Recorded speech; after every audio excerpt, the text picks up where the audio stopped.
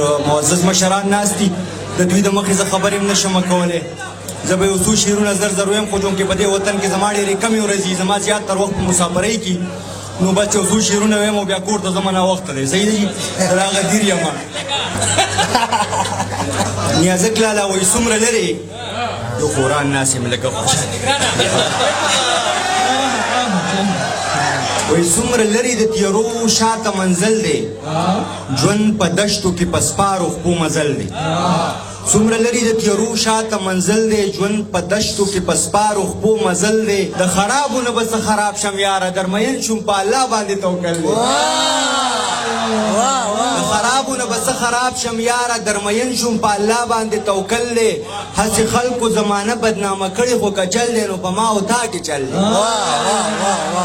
هسې خلکو زمانه بدنامه کړې، خو که چل دی نو په ما او تا کې چل دی.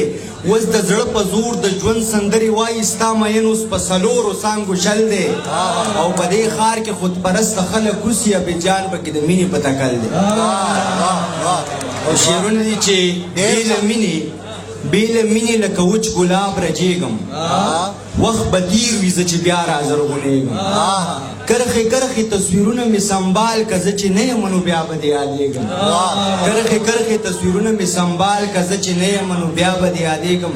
فاروق فضل او نعیم انجم صاحب ته دا شعرونه ډالۍ چې لکه درد په پرهرونو کې نڅېږم، لکه درد په پرهرونو کې نڅېږم، لکه اوښ کې غلی غلی راسسېږم. خزانې د دنیا څه کړم عابده، زه د ژوند په لاره مینې ته پسخېږم. او یو څو شعرونه نور، یو دوه درې شعرونه بس، ډېر نه.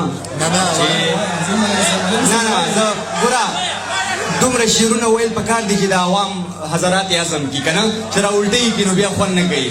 چې آغاز د ژوند د نوي کال مې وکړو، ماتم د ړنګ وجود په حال مې وکړو. بغیر له تا مې زندګي تېره کړه، چې لیونی نه شوم کمال مې وکړو. بغیر له تا مې زندګي تېره کړه، چې لیونی نه شوم کمال مې وکړو. هسې په ښکلو مې خپل وخت ضایع کړو، لکه طواف د درمسال مې وکړو. هسې په ښکلو مې خپل وخت ضایع کړو، لکه کمال د درمسال مې وکړو. او کافر اشنا ته مې د خپلې مینې عبید ملنګه څومره سوال مې وکړو. ډېره مننه. بس یاره بس